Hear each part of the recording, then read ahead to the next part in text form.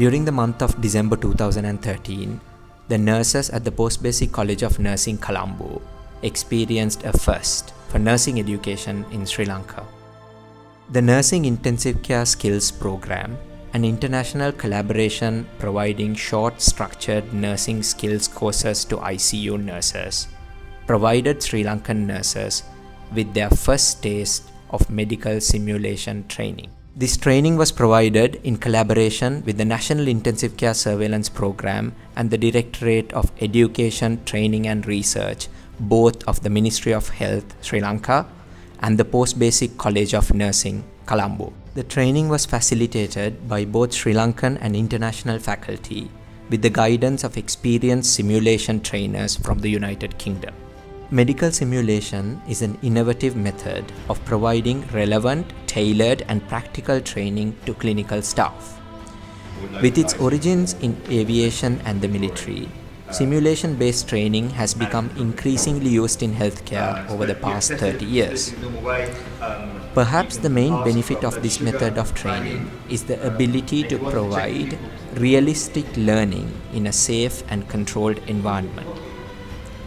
Realistic clinical scenarios are designed to highlight particular learning objectives and are followed by the opportunity for post-scenario debriefs, where learning is discussed and consolidated. Today, in many countries around the world, this safe, ethical and effective training method is used to train a wide range of clinical staff, from medical and nursing students to clinical teams through to consultant-grade doctors. Medical simulation training is often considered to be a relatively costly training method. Initial setup costs in terms of simulation equipment and facilities can be very high, and training requires a high faculty to trainee ratio when compared to traditional lecture-based training.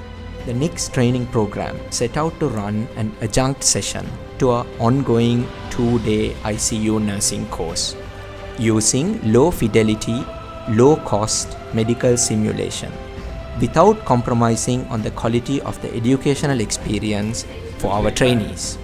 Through the use of some simulation know-how, a ladle Resus Annie mannequin, a ladle SIM-man software to power the patient monitor, some clinical equipment borrowed from a nearby ICU, and a little bit of imagination, we were able to create several sufficiently realistic but highly relevant scenarios to challenge our ICU nurses. You are in the hospital now, you are in the ICU, don't worry, we will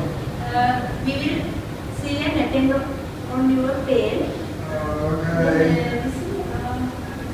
What are the pain reliefs? Have a mask.